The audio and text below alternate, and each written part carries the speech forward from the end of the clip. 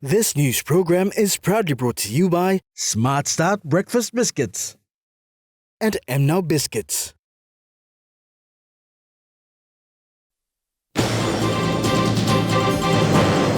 Day Open member late Stephen Payne passes on due to heart failure. National Cultural Commission support the Drakiki Festival. And 20th Pacific Island Tax Administrator Association Heads Conference opens.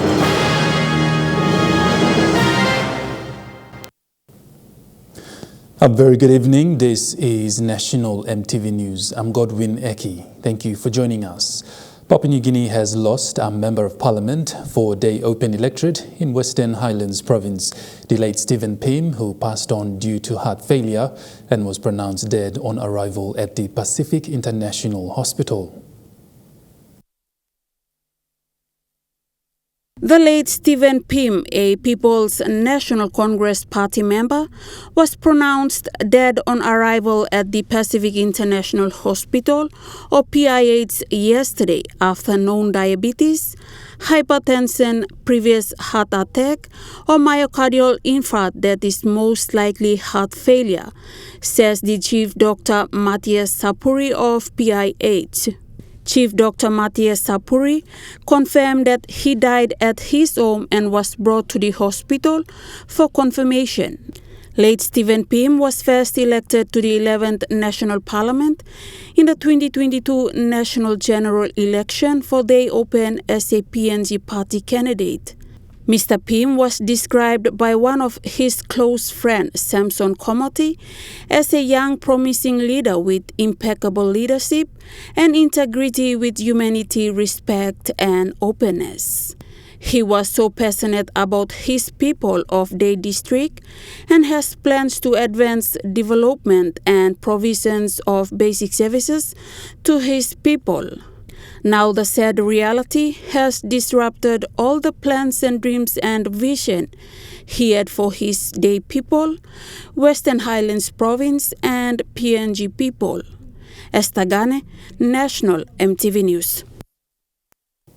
The 20th Pacific Island Tax Administrator Association Heads Conference in Mount Hagen, Western Highlands Province was officially opened today. State-owned Enterprises Minister and Mount Hagen Open MP William Duma officiated the program at Se Mara House. Representatives from 14 countries out of 16 that form the Pacific Island Tax Administrator Association were present for the occasion today. Papua New Guinea's Commissioner General for Internal Revenue Commission, Sam Koim, welcomed the guests and stakeholders from Asia Development Bank, International Monetary Fund and other development partners. Koim said transactions can be done and facilitated all over the world at the click of the button, and this has seen transnational tax evasion, which was the kind of challenge they have been facing as tax administrators, especially when it comes to multinational companies and business entities. He said the meetings was to address such issues. Challenges that are confronting us that are far beyond that we can ever imagine.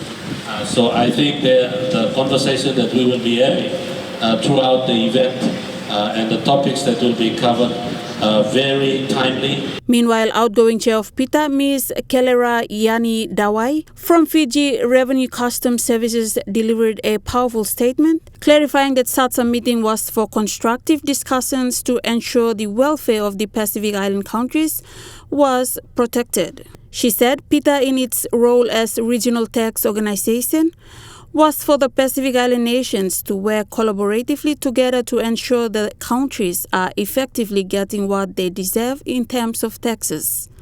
We are not just observers. We are the architects of the tax framework for our Pacific. Our collaborative efforts shape the future of Pacific taxation as we try to ensure that our tax regimes remain fair, they remain transparent, relevant, and conducive to economic growth. Meanwhile, keynote speaker William Dumas said the meeting was very important as a platform for tax administrators to convene, share knowledge and explore opportunities for collaboration and growth. He added that with COVID-19 and climate change having impact on the economies of the Pacific Island countries, they had to work together to maintain resilience and to chart the way forward in terms of monetary policies. Safeguarding our fiscal regimes in our own Pacific countries, as we all know, to prevent revenue leakages, especially through taxation evasion, is paramount. We in the Pacific region must remain vigilant in both our tax policies and, of course, the administration, and that is where you all come in. He also thanked IRC Commissioner General Sam Coyne for having the important meeting held in Mount Hagen and called on all citizens of Mount Hagen to take ownership of the program and to be in their best behaviors as host of the Pacific Friends. Esther Gane, National MTV News. A total of 43 civil registry staff, including provincial registers and team leaders across the country, had a week-long trekking through the Kokoda Trek, had arrived today at the Owens Corner at Sugeri today. They started the expedition last Sunday and arrived at Sogeri today at around 9:30 a.m. The 43 that participated on this trek were all first-timers except one man. They had this trek to embrace the history behind what happened at the Kokoda Trek, says the Deputy Registrar General for PNG Civil and Identity Registry, Salome Bogosia. Chosen to walk the Kokoda Trek is because of its historical significance. And it's not just any historical significance. The history behind what happened on the Kokoda Trek is the history of the story of independence and freedom.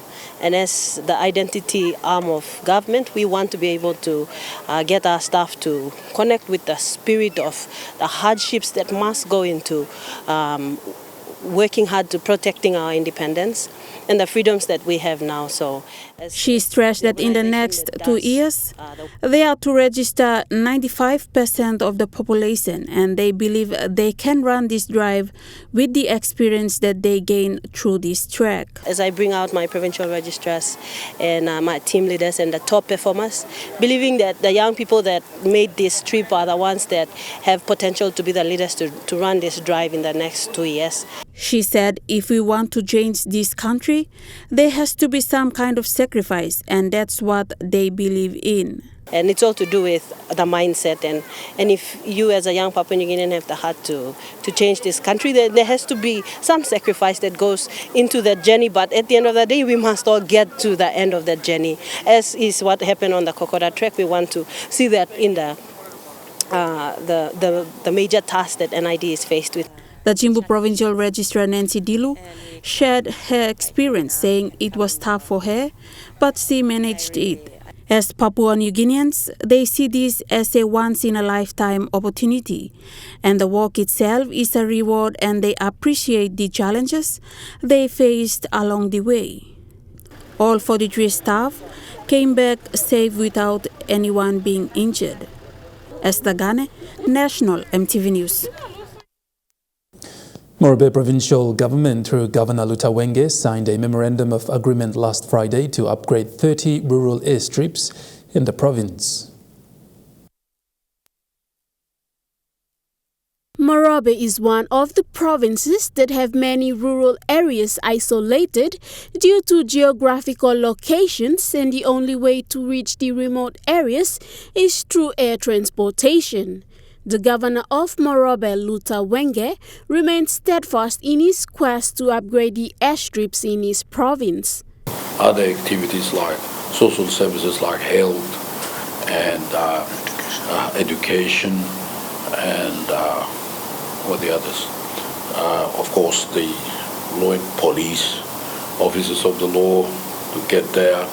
Those things must happen, must continue to exist so that people live in harmony there, and of course engage in the agricultural activities, because their land, most of the land is good land, and they need to plant cash crop to be used to convert them. Current CEO of Rural Airstrip Agency, Kim Rose Opiti, gave an overview of the other projects that RAA is currently working, which also includes parts of Morobe. In terms of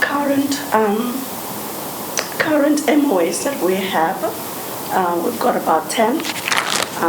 We have, in terms of Morobe province, we also have War Warrior, which is one of the latest districts that have been developed. They actually have come to us, and we've done some work in Wow, and they also want some other airstrips like Garina and those airstrips that we got to visit. R1 billion kina has been allocated for the upgrade of the airstrips in the province so far. Airstrip, that's what we are agreeing. So we got 59 airstrips there. 59 airstrips in the Morobe province. As I said, in a different stages. So generally we are committed 39. So you must 30,000. Right? Pay the agreement. So 30. So you multiply 30 by 59. Then you'll see how much it is. But roughly it's probably 1 million something. 1.6 million. Air transportation makes it accessible for the transportation of goods and services over long distances as well as harsh terrains. Tamara Agavi, National MTV News. National MTV News continues after the break. Stay with us.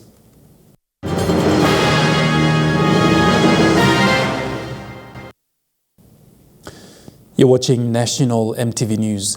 The National Cultural Commission today extended its support to the Drakiki Festival that is scheduled to take place from the 4th to the 6th of October in the Ambunti Drakiki district of East Sepik province. I would like to thank all the... NCC has once again come on board this year to show its support to the festival by allocating 10,000 kina to the festival committee. The show will feature 20 traditional sing-sing groups from the surrounding villages of Ambunti Drakiki district.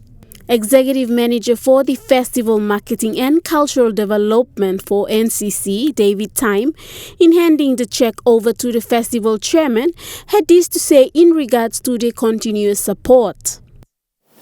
So we use festivals as the platform, our platform to maintain, because basically when you do it, you physically engage yourself in doing it, then you acquire the knowledge. The knowledge or traditional knowledge have been transmitted through participation.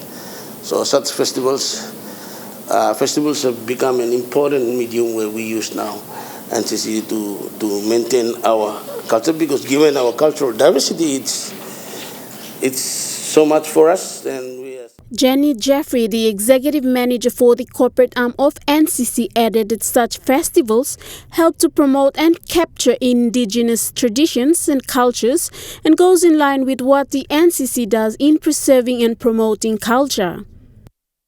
As already mentioned, the reason for this funding and why we support this kind of festivals is to promote and preserve our culture. Festival plays a crucial role in promoting and preserving our nation's culture. They showcase tradition, arts, music, dance, customs, and traditions, helping to keep them alive for future generation. By funding festivals, and NCC ensures that these cultural practices receive the recognition and support they deserve. The festival highlight will be the local whistle-blowing tradition of communicating that is quickly dying out due to the modern mode of communication. Other highlights of the event include showcasing of yams, which the district is known for, and also other agricultural displays. The festival will begin on the 4th and end on the 6th of October. Tamara Agavi, National MTV News. Meanwhile, the chairman of the Drakiki Festival has appealed to the governor of East Sepik province and member for Drakiki to show their support for the upcoming festival. chairman of the Drakiki Festival, Harold Melehe, has called on the relevant authorities to show their initiative towards supporting the second festival this year. To call upon organizations, TPA, Tourism Promotion Authority, to recognize this very significant product that we have in Drakiki. Tourism to come on board and support us, help to develop this product to attract international communities, especially tourists. Yeah. This is one of the products where we see that it will help generate income for the country, where we can attract more tourists coming into the country. Melehe also appealed to the governor of ECP and sitting member for Ambunti Drakiki for assistance. All member MP, I would like to call them to come on board and support us in cash or kind. We've got 2 weeks remaining before the show. So will be stayed on 4th to 6th of October, which is we have 2 weeks remaining. So I would like to call upon our leaders, because this event will be staged back at our district and province.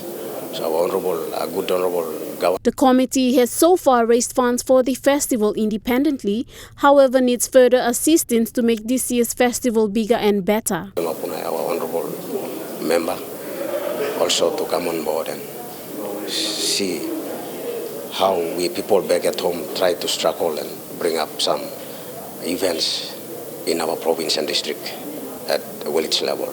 The festival will bring together villages in the Ambunti Drakiki district to showcase their traditions and culture from the 4th to the 6th of October.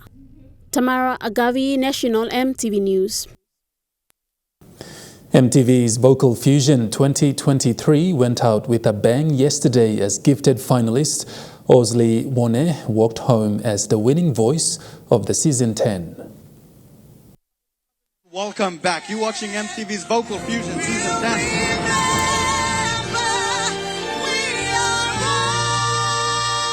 The much anticipated and followed talent show, MTV's Vocal Fusion, saw the season come to a close as 4 talented contestants battled it out at the Cosmopolitan last night, witnessed by friends, families, fans and sponsors of MTV's Vocal Fusion.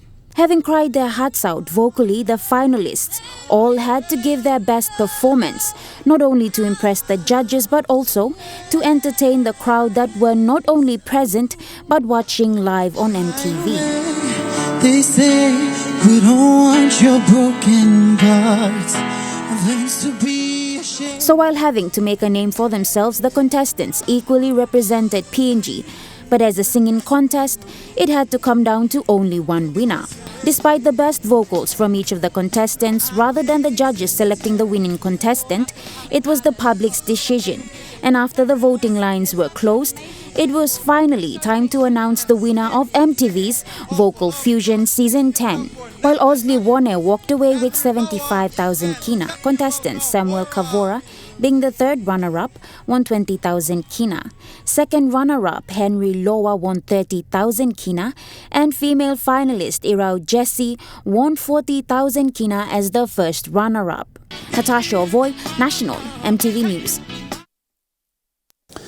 The South Pacific International Container Terminal in Lae celebrated its annual Safety Day with all of its employees and their families during the weekend.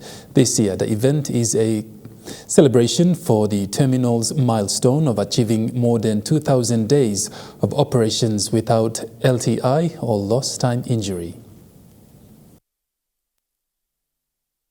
This celebration is a result of the South Pacific International Container Terminals or SPIC's strong efforts and commitment to safety as the core of its operations. ICTSI South Pacific Chief Operating Officer George Guare said safety is a journey towards a mindset rather than just set of rules to follow within premises.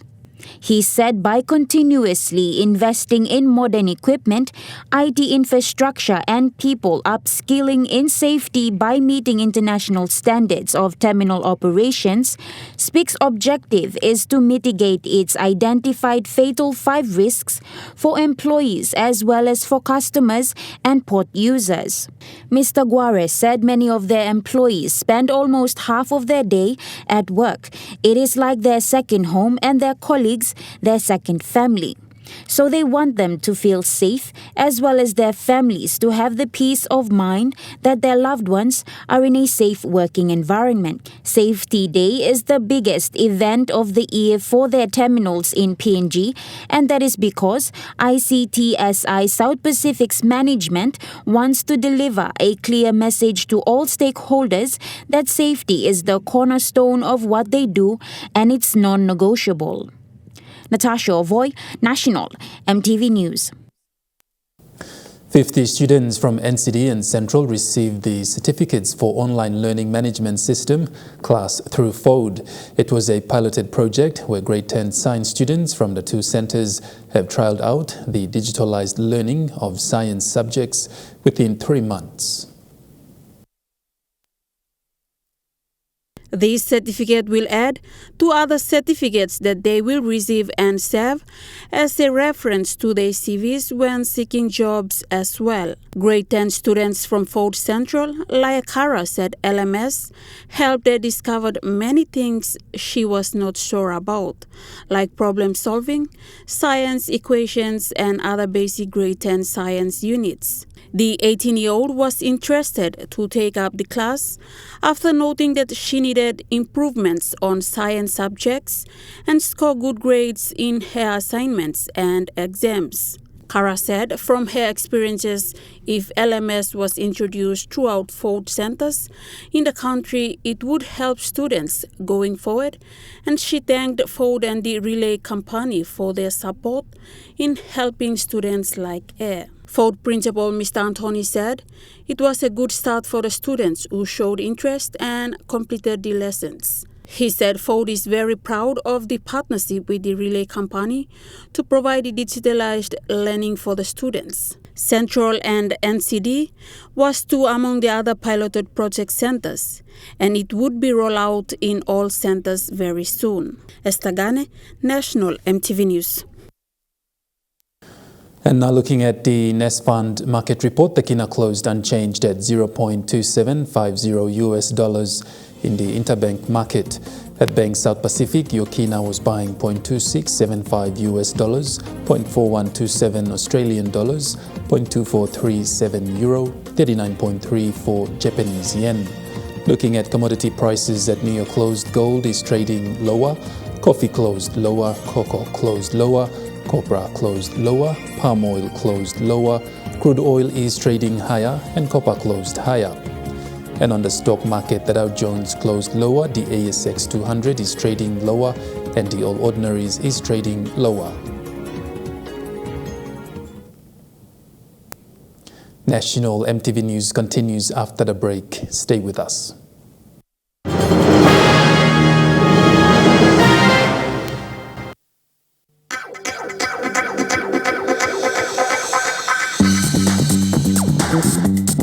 Drakiki Sports.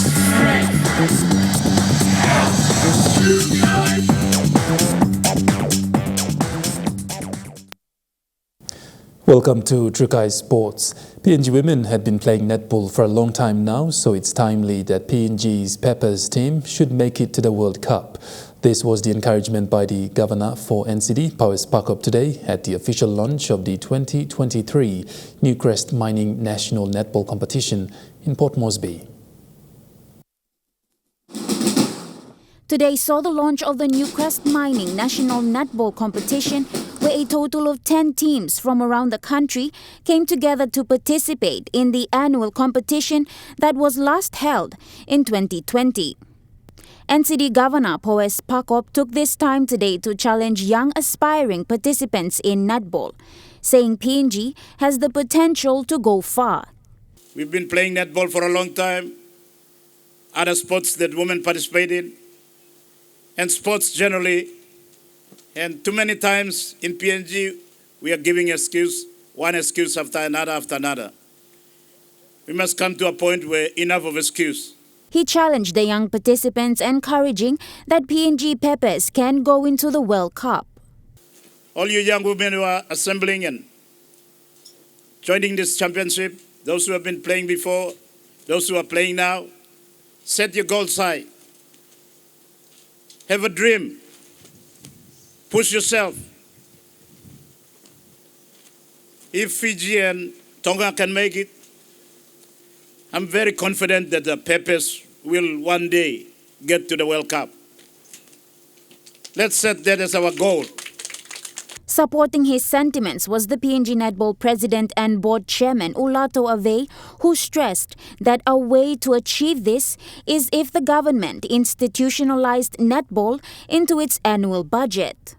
And in future, as the President, I would like to see the government system institutionalize netball in its annual provincial budget. That's the only way we will get 21 provinces participating at the national championship. We can't continue on begging. The tournament kicked off today in Port Moresby's Rita Flynn Netball Courts and will end this Friday. Natasha Ovoy, Chukai Sports. To the Rugby World Cup update, unravelling in France, Wales downed Australia Wallabies to a gruesome 40-6 points. An eighth-time. This morning, the Rugby World Cup match brought the downfall of Australia's Wallabies as Wales end the match with 40 points to Australia's 6 points. Just before half-time, Australia need to watch. A match the Wallabies captain, Dave Poraki, was embarrassed for the people of Australia for, as this is the first time the team is missing out on the quarter-finals. The Wales now seal their spot in the quarter-finals. Mastercard player of the match was Wales' Garrett Anscombe, who, upon reflection, said the Wales came prepared knowing how desperate the match could be for both teams. Meanwhile, in another match, Scotland beat Tonga 45-17 points. Natasha Ovoy, Chukai Sports. Chukai Sports continues after the break. Stay with us. Drakiki Sports.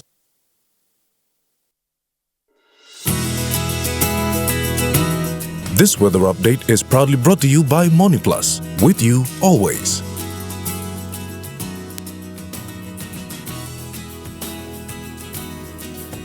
Weather forecast for the next 24 hours. Southern region, Port Moresby cloudy periods with possible rain drizzle, Daru light rain drizzle and windy, Kerema patchy rain, Alatau and Popondetta few showers.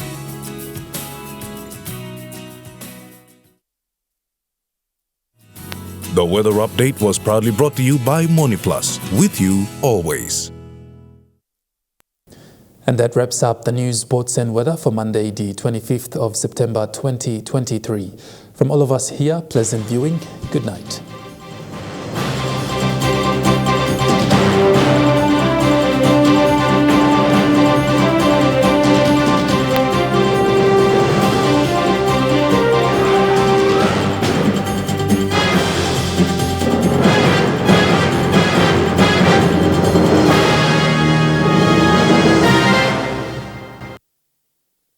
This news program was proudly brought to you by Smart Start Breakfast Biscuits and Gold Nuggets.